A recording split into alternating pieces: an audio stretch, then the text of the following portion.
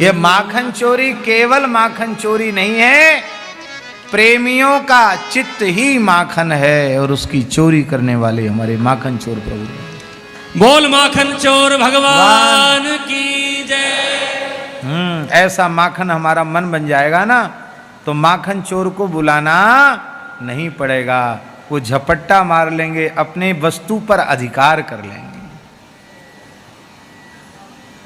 इसकी प्रक्रिया क्या है? ये माखन चोरी लीला हमारे जीवन में घटित होने लग जाए, माखन चोर हमारे साथ खेलने लग जाएं, ये कैसे संभव है? इसकी प्रक्रिया है।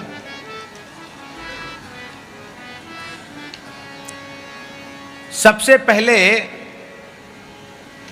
माखन की प्राप्ति के लिए गाय की आवश्यकता है। गाय क्या है? वेद ही कामधेनु गाय है। नित्य शुद्ध अनाद्य पौरुषेय वेद ही कामधेनु गाय है। और वैदिक ज्ञान, उसका सार सर्वस्व दूध, गाय का सार सर्वस्व वात्सल्य उसका दूध है। वो दूध क्या है? संपूर्ण वेदादि उपनिषदों का सार सर्वस्व गीता, श्रीमद् भगवद गीता दुग्ध है। वेद रूपी कामधेनु का दूध है। दुग्धम गीतामृतम महत, महत दुग्धम गीतामृतम, गीतामृत ही दूध है। अब दूध गाय कैसे देगी? जब बछड़ा मुंह लगाएगा,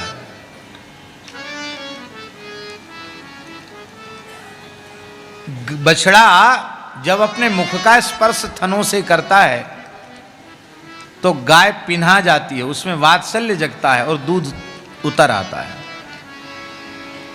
वही दुग्ध कहा जाता है। और बछड़े को दूध पीने नहीं दिया, बछड़ा तो मार दिया या कसाई को बेच दिया, और गाय को इंजेक्शन लगा करके दूह लिया। वो दूध नहीं है, वात्सल्य नहीं है, वो गाय का रक्त है। रक्त ऐसे दूध को पीने वाले को गाय के रक्त पीने का पाप लगेगा।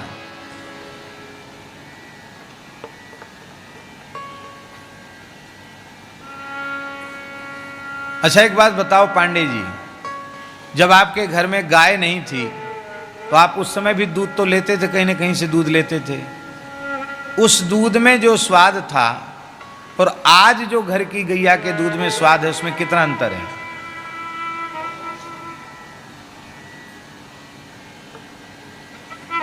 कितनी मिठास होती है, स्वाभाविक मिठास होती है। उसका कारण यह है कि वो विशुद्ध वात्सल्य से दे रही है। वहां गाय को, गाय सुखी है, गाय पर कोई कठोरता नहीं करता। गाय जितना प्रेम से दे दे उतना दे दे, बहुत बढ़िया। अरे अभी यहीं देख लो, मलुक पीठ में गौ माता का दूध देख लो। हमारे यहां दूध का लक्ष्य बिल्कुल नहीं है, गाय प्रसन्न रहे इतना सा लक्ष्य है। बछड़ा दूध पी के झिक के पी लिया, बछड़ा अलग हो गया। अब जो बचा हुआ प्रसादी है वो ठाकुर जी का, संतों का। इसलिए बछड़ा कोई कमजोर नहीं है, बछड़ा बचिया कमजोर नहीं है, सब तगड़े। मैया का दूध पिया उन्होंने अपना। इतनी गायों में भी दूध कम होता है। शास्त्र में लिखा है कि जब तक बछड़ा बछिया चारा चरना नहीं सीखते हैं तब तक उनको दूध पीने के लिए छोड़ दो, और दूध पी करके वे तृप्त होके हट जाएं। ये तो मनुष्य ही ऐसा है कि ज्यादा खा जाता है। गले में जलन पड़ रही है, कंड्याई पड़ रही है, और फिर भी 2 गुलाब जामुन और खा गया, 2 रसगुल्ला और खा गया। अरे कोई बात नहीं, भले ही उल्टी करनी पड़े। पर देखो, मनुष्य के इतर जो जीव हैं वो तृप्ति हो जाएगी तो फिर नहीं खाएंगे। बछड़ा बछिया दूध पीने के बाद पेट भर जाएगा, फिर अलग हो जाएंगे, नहीं खाएंगे, नहीं पिएंगे। तो 1.5, 2, 3 महीने तक, जब तक कि वो ऐसा नहीं हो जाता तब तक उसको इस तरह से, और बाद में बचा हुआ आप ले लो। फिर आगे चलकर भी 2 थन बछड़े बछिया के हैं, 2 थन पर आपका अधिकार है। ग्रंथ में लिखा है, पुराण में लिखा है, 2 थन से ज्यादा जो ग्वारिया गाय के थन दोहे, राजा को चाहिए कि उस ग्वारिया को बुलाकर उसके दोनों अंगूठे काट दे। हम अपने मन से नहीं बोल रहे हैं, शास्त्र में लिखा है। अंगूठे दोनों काट दिए जाएंगे तो धार काटना मुश्किल हो जाए, नहीं काट सकता धार। क्यों? क्योंकि गाय को निचोड़कर धार काट करके तुम गाय की नस्ल बिगाड़ रहे हो। क्योंकि जब तक वो बछड़ा बछिया तृप्त होकर दूध नहीं पिएंगे तब तक वो उन्नत वृषभ और उन्नत गाय कैसे बनेंगे? वो बचपन में ही कुपोषण का शिकार हो गए तो उन्नत प्रजाति उनकी कैसे बनेगी? इसलिए वो बहुत बड़ा शत्रु है जो गाय की नस्ल का संहार कर रहा है। उस ग्वारिया के अंगूठे काट देना चाहिए, यहां तक लिखा है। तो हम केवल इतना कहना चाहते हैं कि बछड़ा से पिन्हाया हुआ दूध लेना चाहिए। बछड़ा कौन है? जिज्ञासु ही वत्स है। अथा तो ब्रह्म जिज्ञासा, ये जो जिज्ञासा है, अथा तो ब्रह्म जिज्ञासा, ये जिज्ञासा ही बछड़ा है, उस वेद रूपी कामधेनु गाय का बछड़ा है। और जब अथा तो ब्रह्म जिज्ञासा के भाव से आप गाय के आंचर में अपना मुख स्पर्श कराएंगे तो उससे दूध झरेगा।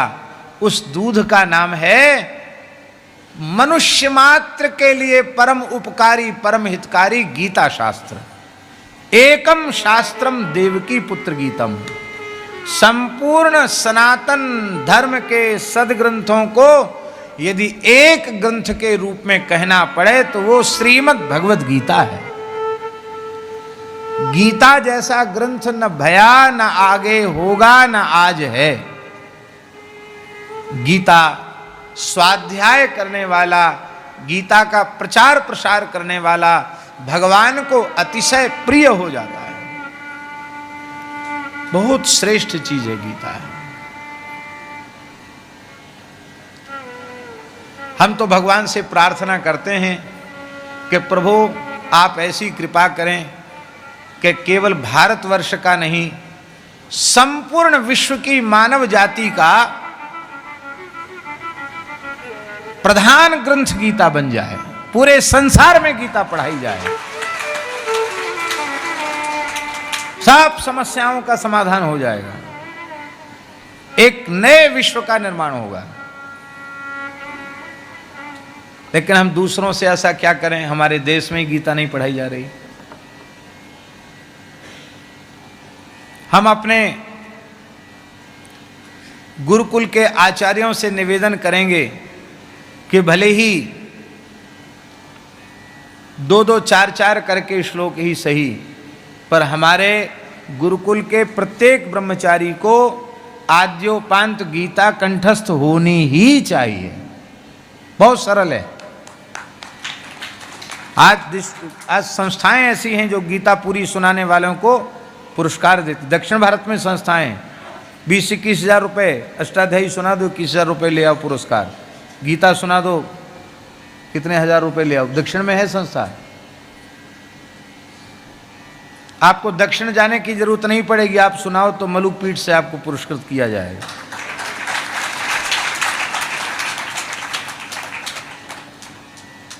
गीता, सबको गीता कंठस्थ होनी चाहिए। हम जोर दे के इसलिए नहीं कह रहे हैं, हमको खुद कंठस्थ नहीं है, लेकिन कहीं कहीं के श्लोक उठ जाते हैं। बाकी जैसे ये हमारी भूल है, कमी है, जो हमें पूरी गीता आद्योपांत कंठस्थ नहीं है, होनी चाहिए। तो दुग्धम गीतामृतम महत, गीतामृत दूध है।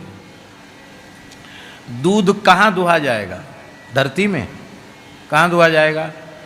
किसी पात्र में दुहा जाएगा।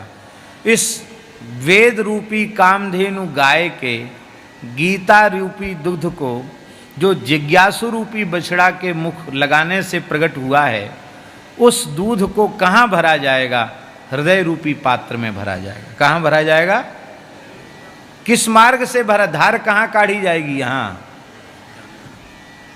यहाँ धार काढ़ी जाएगी, यहाँ धार काढ़ के भीतर भरा जाएगा, हृदय में भरा जाएगा। अच्छा एक बात बताओ, बर्तन में आपने धार काढ़ी और बर्तन में छेद है, तो पात्र में छिद्र है, तो दूध उसमें ठहरेगा? बह जाएगा। अच्छा चलो पात्र में छिद्र नहीं है, पात्र में ही कोई दोष है, उसमें खटाई है, तो फट जाएगा। तो साधक का हृदय रूपी पात्र निश्चिद्र होना चाहिए। हम गीता भले ही पाठ करें, गीता को कंठस्थ कर लें, पर यदि निश्चिद्र हृदय नहीं है तो ज्ञान ठहरेगा नहीं, उसमें से क्षरित हो जाएगा, बह जाएगा, नष्ट हो जाएगा। छिद्र क्या है? कुसंग ही छिद्र है। आपके जीवन में ज्ञान भक्ति वैराग्य का रस तब ठहरेगा जब आप अपने भीतर के कुसंग के छिद्र बंद कर दोगे। सभी प्रकार के कुसंग त्याग दोगे तो सत्संग रूपी दूध का असर आवेगा, नहीं तो नहीं आवेगा। सबसे पहला कुसंग है आहार का कुसंग, खान पान का कुसंग। खान पान का कुसंग सर्वथा त्याग देने योग्य है। जो वस्तु भगवान को भोग नहीं लग सकती है, उस वस्तु को जीवन पर्यंत आहार के रूप में नहीं लेना। विशुद्ध वेद लक्षणा भारतीय देसी गाय के दूध दही घृत से बने हुए पदार्थ ही पवित्रता पूर्वक बनाकर भगवान को भोग लगाना, वही पाना, और पवित्रता पूर्वक कमाए हुए कमाई से और आहार की व्यवस्था जुटाना और उसी का आहार करना। आप दूध पी रहे हो, पर जिस धन से दूध की व्यवस्था कर रहे हो वो धन लूट खसोट कर इकट्ठा किया गया है, तो वस्तु पवित्र है, किंतु उसके उत्पादन का जो मूल है वो अशुद्ध है। तो अशुद्ध होने के कारण वो अशुद्ध वस्तु भी अशुद्ध हो जाएगी। इसलिए वस्तु भी शुद्ध होनी चाहिए, उसके उपार्जन की पद्धति भी शुद्ध होनी चाहिए। ये है आहार शुद्ध। दूसरी चीज है आहार का दोष, आहार का कुसंग न हो। पवित्र आहार हो, अपवित्र आहार का कुसंग न हो। दूसरा कुसंग है विचारों का कुसंग। साधक के मन में ऊट-पटांग विचार नहीं उठने चाहिए। उठें तो उनको अपने विवेक से समाप्त कर दो, उन पर अंकुश लगाओ। भगवत चिंतन करो, संतों के चरित्रों का चिंतन करो। ऊट-पटांग चिंतन नहीं होना चाहिए। जैसा चिंतन बनेगा फिर धीरे धीरे वैसी क्रिया होने लग जाएगी। इसलिए विचारों का कुसंग त्याग है। पहला कौन कुसंग? खान पान का कुसंग। दूसरा विचारों का कुसंग। तीसरा व्यक्तियों का कुसंग। तजो मन हरि विमुखन को संग, जिनके संग कुमति मति उपजे परत भजन में भंग। दुष्ट लोगों का संग, जो भगवत विमुख प्राणी है, उनके कुसंग का त्याग। कितने हो गए? 3। चौथा है वेशभूषा का कुसंग। हम पवित्र वेशभूषा धारण करें। वैष्णवोचित वेशभूषा ये पवित्र वेशभूषा है। वेशभूषा का भी सत्संग होता है, अब वेशभूषा का भी कुसंग होता है। ये हमारे सज्जन शर्मा जी हैं, ये भगवान की कृपा से खूब पढ़े लिखे हैं। वैसे तो अंग्रेजी शिक्षा इनकी हुई है और ये सीए हैं, चार्टर्ड अकाउंट, क्या कहते हैं, चार्टर्ड अकाउंटेंट कहते हैं, वो हैं, ये सीए हैं। पर इन्होंने संस्कृत भी पढ़ी है, शुक्ल यजुर्वेद भी इन्होंने पूरा पढ़ा है, ज्योतिष भी पढ़ी है, इधर भी पूरा इनको ज्ञान है। और भगवत कृपा से त्रिकाल संध्या करते हैं, नित्य 1 सहस्त्र गायत्री का जप करते हैं, संपूर्ण श्रीमद् भगवद गीता का नित्य पाठ करते हैं। और अब ब्रजवास कर रहे हैं तो वेशभूषा भी यही है इनकी। अब हम एक आपसे बात कहते हैं कि इस वेशभूषा में ये सिनेमा देखने जाना चाहे मथुरा तो नहीं जा सकते। सज्जन जी के मन में आ जाए कि चलो अब यहाँ तो कोई नहीं, चलो मथुरा जाके सिनेमा घर में जाके सिनेमा देख के आए। रोकेगा कोई नहीं, टिकट तो इनको भी मिल जाएगा। पर जैसे ही सिनेमा हॉल में जाकर बैठेंगे तो हो सकता है बहुत से लोग पर्दे की ओर न देखकर इनके चेहरे की ओर देखें। अरे ये इतना लंबा चौड़ा तिलक लगा के धोती कुर्ता पहन के ये पंडित जी कहाँ से आ गए? इनको क्या आवश्यकता पड़ेगी सिनेमा घर में आने की? हम चले जाएं तो तब तो और आश्चर्य हो जाएगा। अरे ये बाबा जी कथा कहने वाला ये क्यों चला आया यहाँ?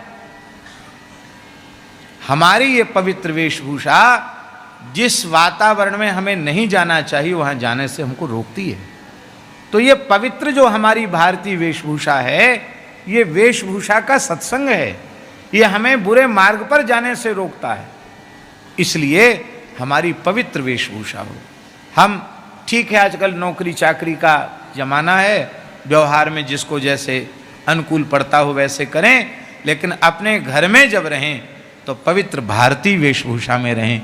कथा कीर्तन सत्संग में रहें तो धोती कुर्ता पहन के रहें, मस्त सुंदर भगवान के सामने बैठें, घर में भोजन करें तो लगे कि हाँ कोई भारतीय व्यक्ति है।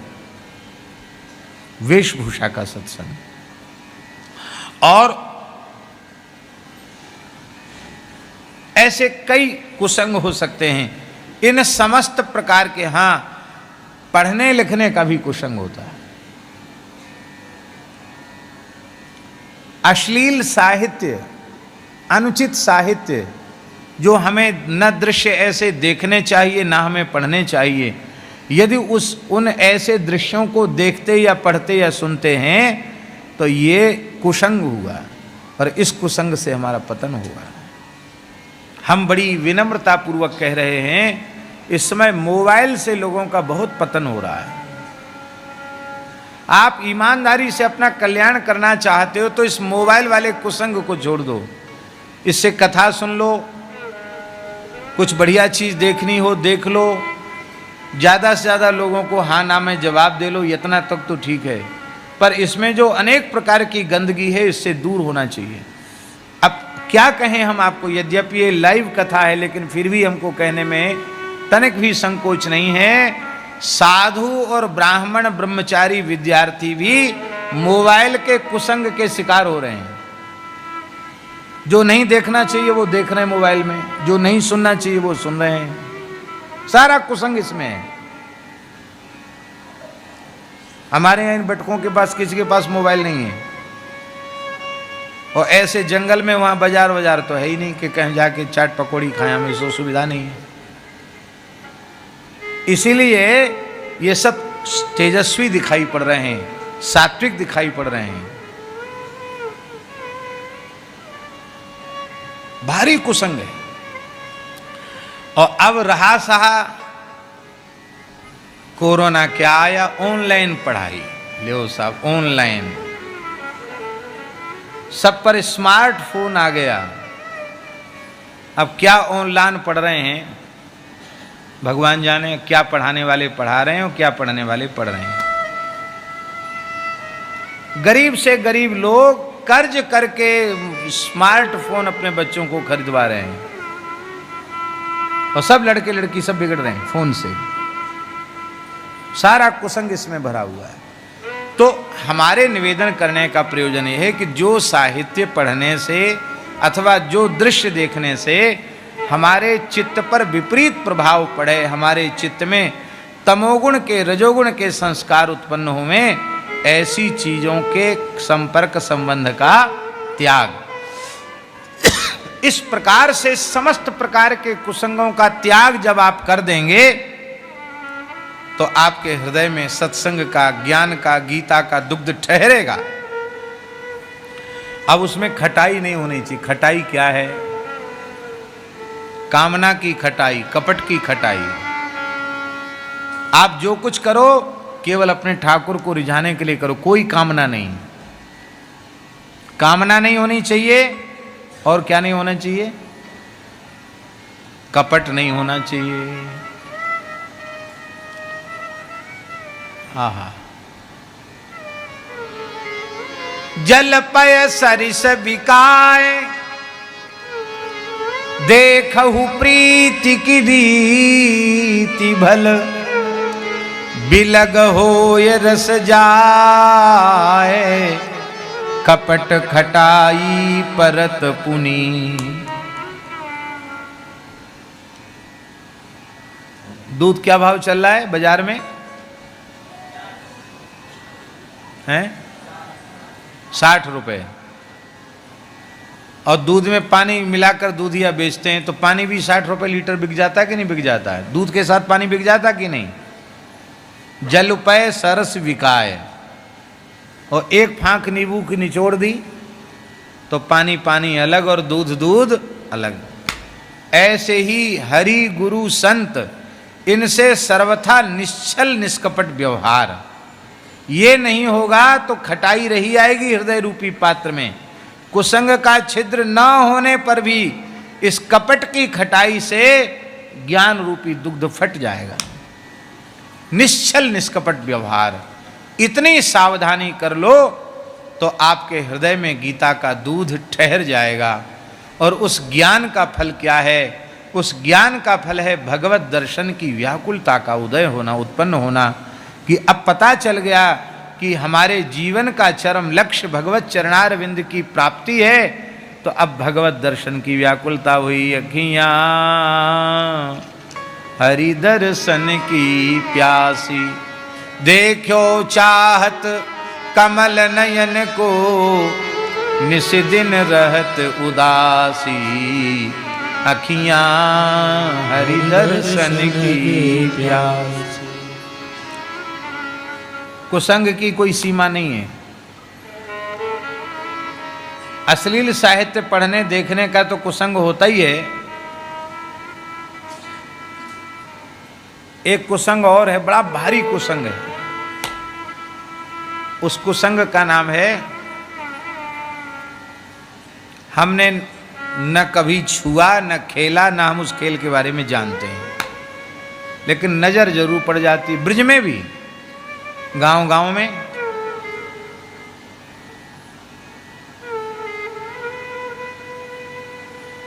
क्या कहते हैं उसको? ताश के पत्ता खेलते हैं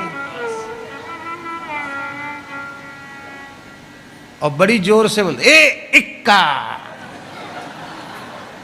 ऐसे पटकते हैं जोर से। ये बादशाह, ये बेगम, भगवान जाने कहां से बादशाह बेगम घुसड़े चले आए।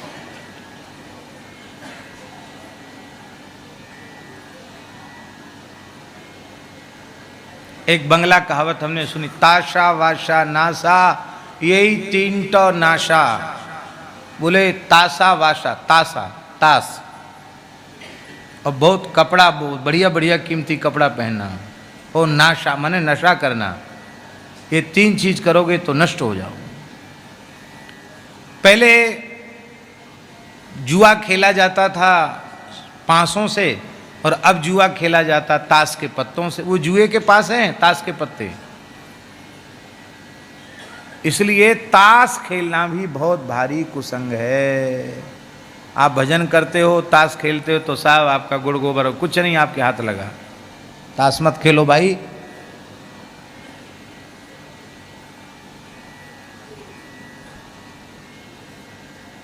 अच्छा सही सही बताना, वृंदावन धाम है, कार्तिक का महीना है और हनुमान जी की जयंती है। हनुमान जी की जयंती पे झूठ बोलोगे तो समझ लो हनुमान जी, हाँ, रावण तो एक घूंसा नहीं झेल पाया, तुम्हारी क्या औकात है।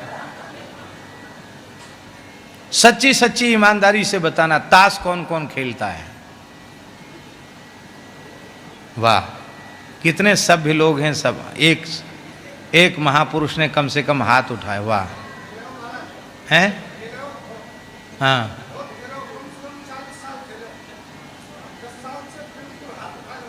वाह, जय। आपने 10 साल से इस व्यसन को छोड़ दिया, इसलिए आप में इतनी शक्ति आई कि आप खड़े हो गए। धन्यवाद है आपका। देखो, पाप छिपाने से बढ़ता है और प्रकट करने से समाप्त हो जाता है। और तमाम ताश खेलने वाले यहां बैठे, लेकिन सब चुपचाप बैठे, कोई नहीं बोल रहा है कि हम ताश खेलते हैं। अरे भाई, वृंदावन में आए हो, आज इस बुराई को त्याग दो।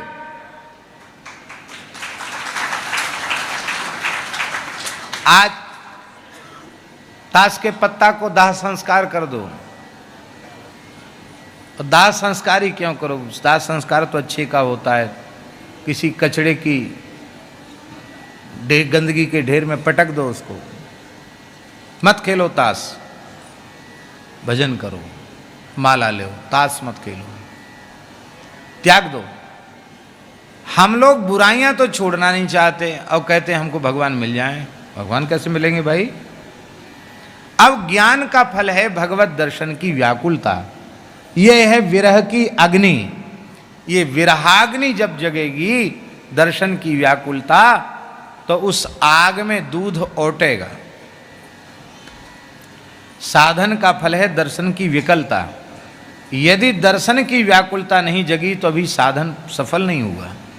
दर्शन की विकलता ऐसी जगह कि अहरनिश रोना शुरू हो जाए, संसार अच्छा ही न लगे, न खाना अच्छा लगे, न सोना अच्छा लगे, न बोलना अच्छा लगे, तो समझ लो अब भगवान की प्राप्ति के हम निकट पहुंच गए। हंसी हंसी कंत न पाइए, जिन पाया तिन रोए। जो हंसी के पिय पावती, तो सब ही सुहागिन हो। कबीरा हंसना छोड़कर रोने से कर प्रीत। बिन रोए क्यों पाइए, प्रेम प्यारा मीत। बिन रोए क्यों पाइए, प्रेम प्यारा मीत। रुदन शुरू हो जाए, इस विरह की अग्नि में दूध ओट जाएगा। कई बार ऊटपटांग संकल्प भी मन में आएंगे, लेकिन नहीं, सत्संग के द्वारा समता में बुद्धि की जो साम्यावस्था है, उस अवस्था में उस ताप को थोड़ा ठंडा करना है। कथा कीर्तन के द्वारा उस विरह की अग्नि को, उस विरह से उबलते हुए ज्ञान रूपी दुग्ध को कुछ शीतल करना है। और शीतल करने के बाद कितना शीतल करना कि वो जामन डालने के योग्य हो जाए। उसमें जामन डालना है। आओ बाबा, उसमें जामन डालना है। श्री वृंदावन बिहारी लाल की जय। जब तक कोई नहीं है तब तक रिक्त स्थान की पूर्ति करो, और जब कोई आ जाएगा तो अपना तो पहले से सवै भूमि गोपाल की है ही है। क्या कह रहे थे, हमको याद दिलाना है? हाँ, अब जब कुछ हल्का गुनगुना हो गया तो फिर जामन डालना है। जामन डालने से वो बढ़िया से ओटाया हुआ दूध जम जाएगा, जमकर दही हो जाएगा। जामन कौन डालेगा? गोपी डालती है जामन। कौन डालेगा जामन? गोपी जामन डालती है। बिना भंडारा के? अच्छा चलो ठीक ठीक। तो गोपी जामन डालती है। और वो जामन क्या है? ये गोपी कौन है? आहा, संत सद्गुरुदेव ही गोपी है। संत सद्गुरुदेव ही गोपी हैं। गोपी शब्द का अर्थ क्या है? गोभी पिबति कृष्ण रसम, जो अपनी इंद्रियों से कृष्ण रस का पान करे वो गोपी। भगवत रस का आस्वादन करने वाले जो महत पुरुष हैं वे गोपी हैं। उनके चरणों में जाए कि प्रभु अब तो बस दरस बिन दुखण लागे ने।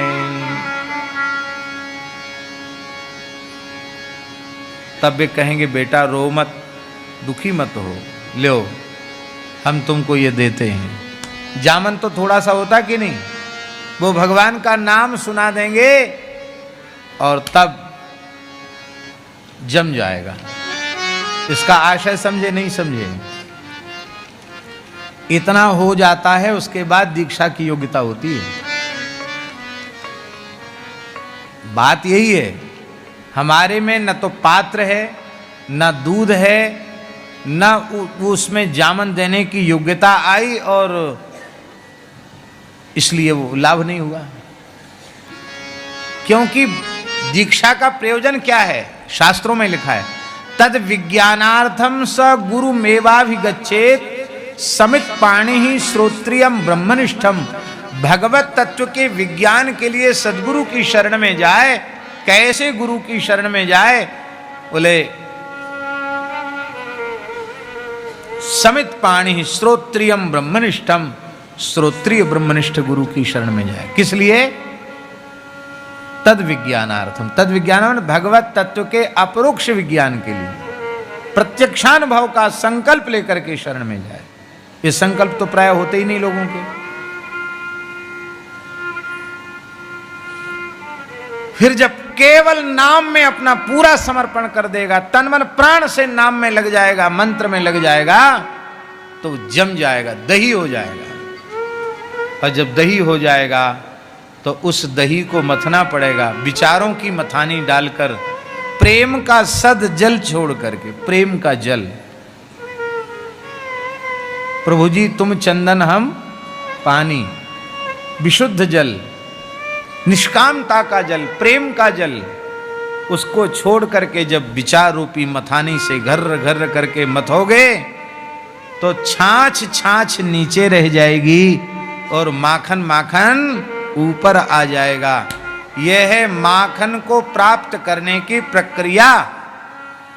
ऐसा माखन जब आपके हृदय में आ जाएगा ऊपर तैरता हुआ, तो माखन चोर को बुलाना नहीं पड़ेगा। माखन चोर बिना बुलाए, बिना न्योते के दौड़े हुए चले आवेंगे और फिर आपके हृदय रूपी घर में घुस करके आपके मन रूपी माखन की चोरी करके आपको निहाल कर देंगे, आपको धन्य कर देंगे। ये सामान्य थोड़ी है माखन चोरी लीला, सामान्य लीला नहीं है। जय जय श्री राधे। पूज्य श्री गोरीलाल कुंज वाले महाराज जी कृपा पूर्वक पधार रहे हैं। हम सबका सौभाग्य है। एक उत्सव में व्यस्त थे इसलिए महाराज जी नहीं आ सके और अब आज उनकी कृपा करुणा बरस रही है। हम उनका स्वागत करते हैं, उनको प्रणाम करते हैं।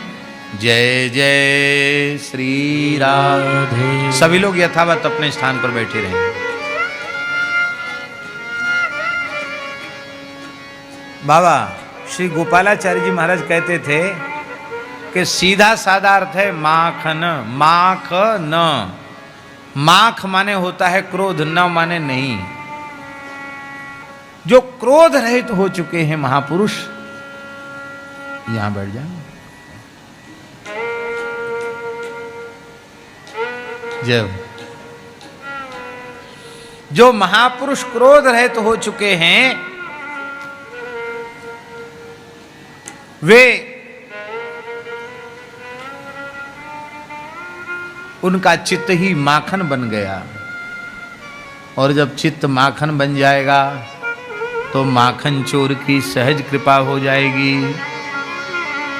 श्री वृंदावन बिहारी लाल की जय। श्री गोरीलाल कुंज बिहारिणी बिहारी जी महाराज की जय।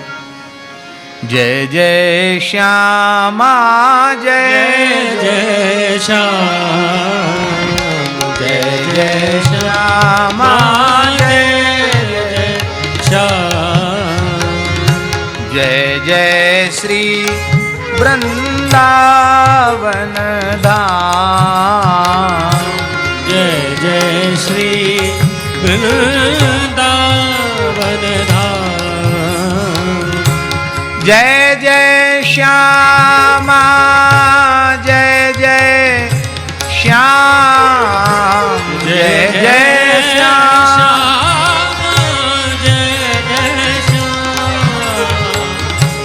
जय जय श्री वृंदावन धाम।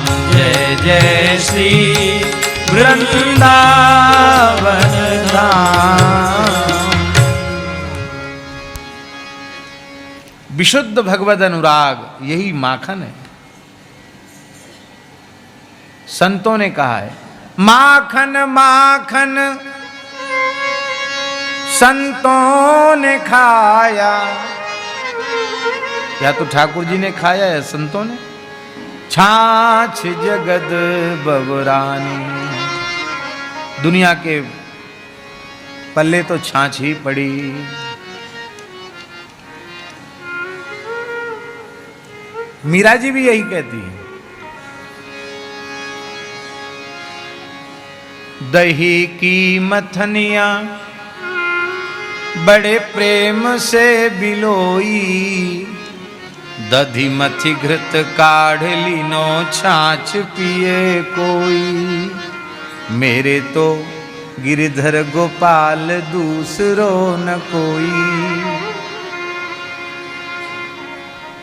संतवाणी में संतों ने भगवत प्रेम के आगे ज्ञान कर्म आदि को छाछ माना, वो नीचे रह जाते।